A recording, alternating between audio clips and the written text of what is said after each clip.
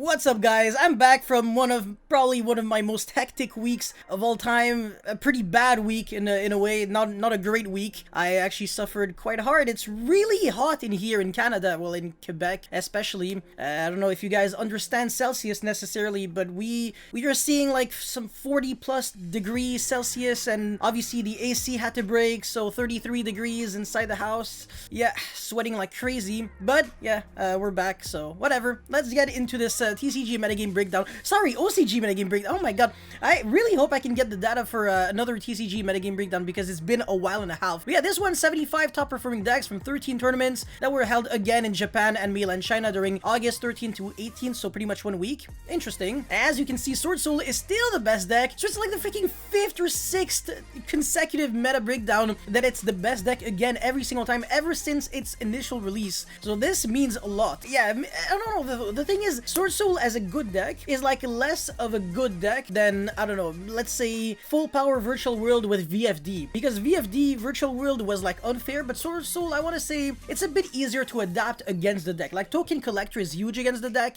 and only 2 Sword Soul decks are playing with the tennies. So they don't necessarily play all those push cards going second and stuff. But yeah, Sword Soul 12%, and then Eldlich 8, just literally very close with 10.7%, so 4 actual pure Eldlich, and then 3 with Lawn Mowing, so 60 card, and then Zombie Eldlich, and finally 1 Dragma Eldlich, and then Drytron, Destiny Hero, Sky Striker! This is huge! Phoenix Enforcer is cool in Sky Striker because you destroy itself and it frees up your main monster zone, so it actually doesn't clog whatsoever, and it does get you 2 extra draws next turn with the Celestial. It's easy to just set your cards. You're playing Sky Striker, so you're always you always have a bunch of spell cards. You don't have a lot of cards that necessarily clog your hand, and your hand traps, you're just gonna vomit them on your opponent's turn anyways.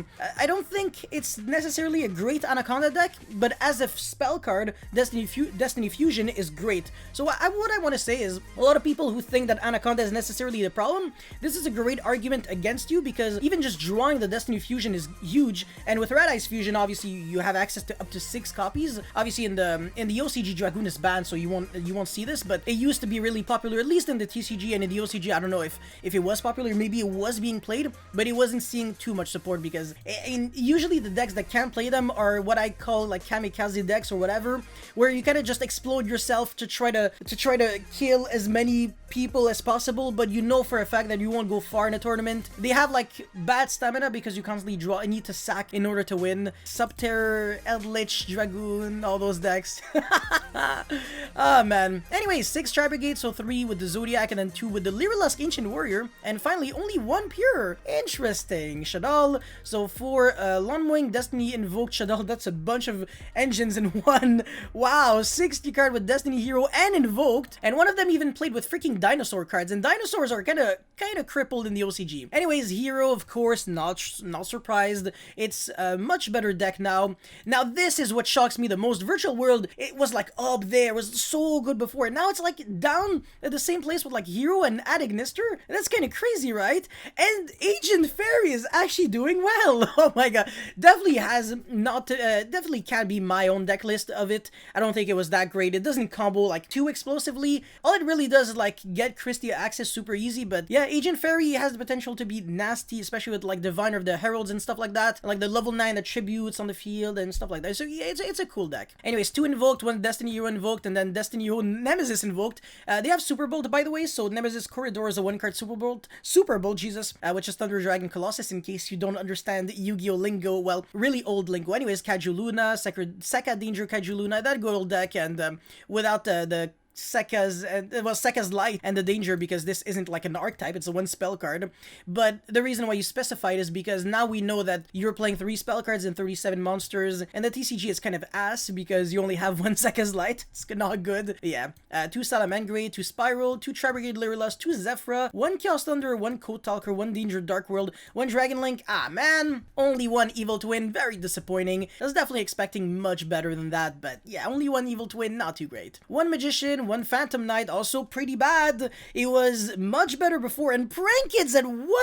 What? It was like the second best deck last week or something. That's ridiculous. It was like getting 10 plus top cut spots, and now it's like 1. I don't know. I just don't know, man. Yu-Gi-Oh! Is just, it's always about the trends. There is never like one deck that's always the best one. It's always like, there's just so many things that you can't really predict. It's just, yeah, I don't know. Anyway, Sword Soul. Alright, so this guy ran 2 Cosmic Cyclone in the main deck because kind of realized, and obviously, I mean, it's just a fact, when you play going second against trap decks, what are you really gonna do? Your hand traps kind of don't do much. Like, unless you're maxing like Conquistador and Sanguine, or if you're ashing the Sanguine, Gamma is like, eh. But yeah, I mean, hand traps, you kind of don't want to see them as much as you want to see like cards like Cosmic Cyclone, because at least you know that you can hit floodgates. Like Goes and Match, there can only be 1 skill drain, most importantly, which is a 3 of in the OCG, absolutely gigantic. And Crossout Designator doesn't cover too much ground against those trap decks as well.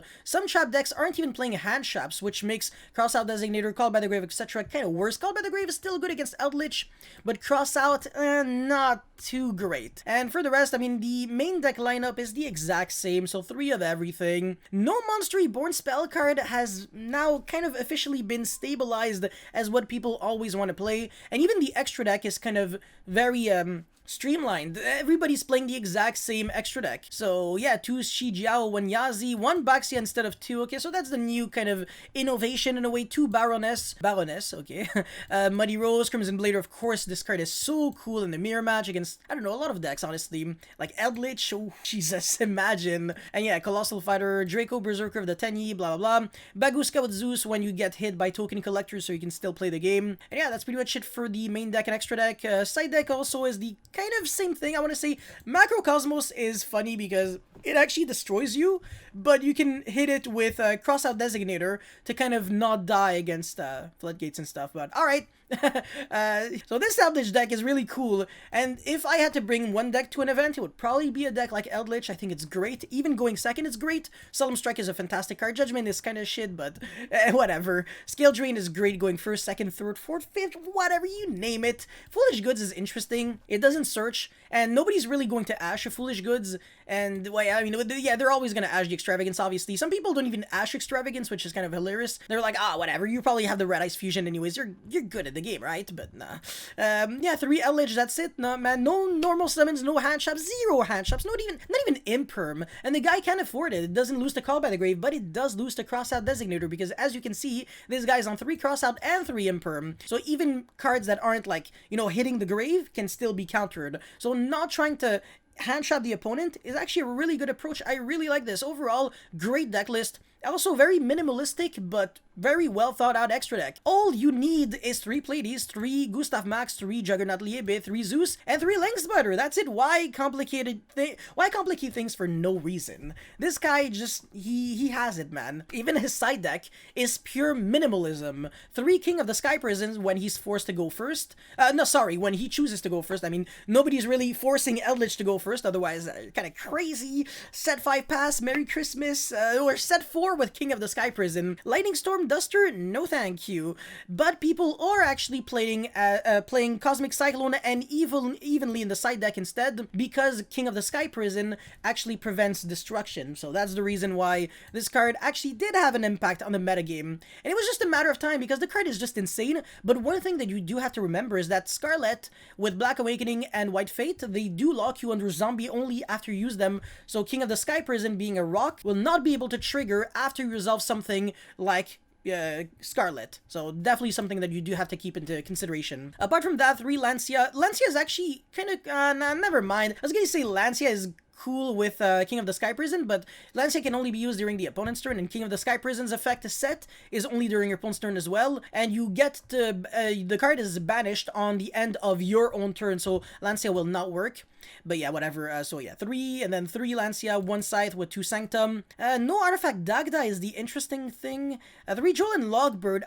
throwing Logbird in a trap deck is usually kind of whack, but it could make sense. And then 3 Ice Dragon's Prison, sure, great card. It does conflict a tiny little bit with the Scarlet and whatever cards, but it's not the end of the world. Even the main deck is just like, ugh, like 3 Torrential, freaking 3 Skill Drain, like, oh my god, 3 Goes in Match, no Rivalry, no Tikaboo, I see you. And yeah, Call by the Grave. Triple Foolish Goods is, I don't know, I kind of disagree with it. I think 3 is like maybe a little too much, but yeah.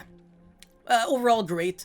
Okay, Drytron. Now, Herald of Ultimateness is, like, better than Herald of Perfection, but Herald of Perfection is also better than Ultimateness in a way. Obviously not its effect, but 2 things. First of all, it's level 6, but also its name is specifically listed in the card text of Dawn of the Herald, which means that you can search this package with 1 pre-preparation of rights. And when you combine this with all your other consistency cards, the deck just doesn't break.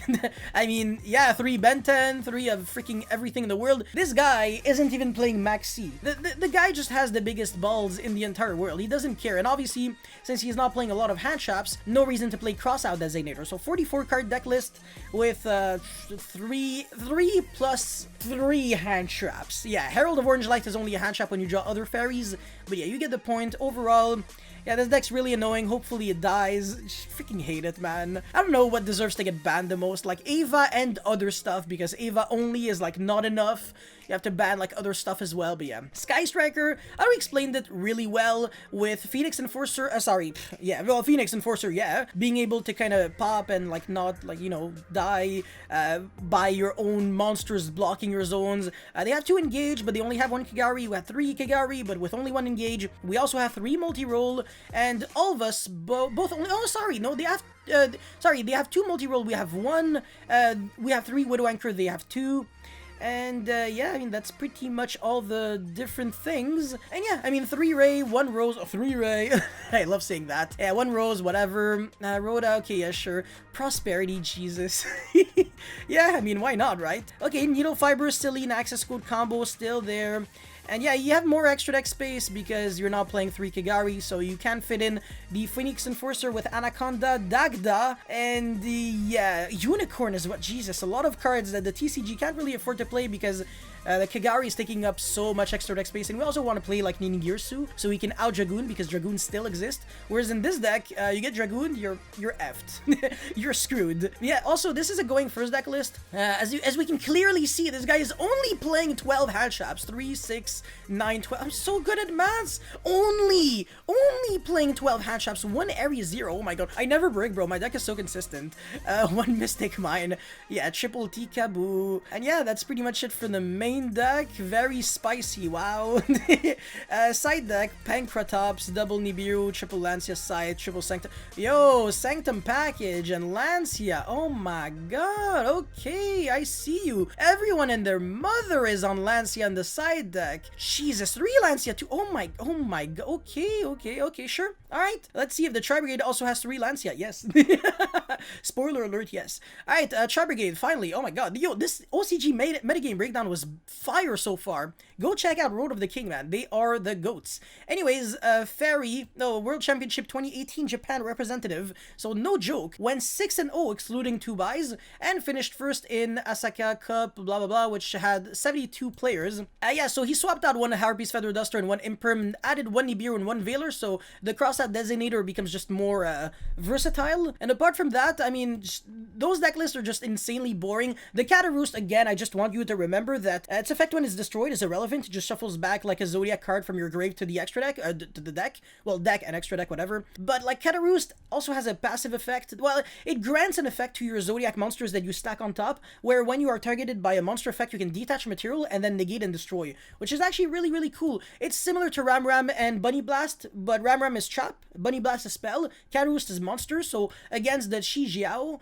the level 8 Synchro for Sword Soul, you actually get to protect yourself completely and still make Zeus and then use the effect because you can actually get up to, what, 5 materials on your stuff, so yeah, it's pretty cool. Really cool to see Sky Cavalry Centuria being played as well, because Rescue Cat can summon double kit, and then you go into Sky Cavalry, attack, and then your monster doesn't die because it's indestructible by battle while you have Xyz material, and then you can use the effect to detach one and then bounce, but whatever, you don't have to. Most importantly, you are going into Zeus, and then when you detach material, you're also getting the effect of Kit to send the Nerval, and then get whatever, Keras probably, because you already had to use your normal summon for the Rescue Cat.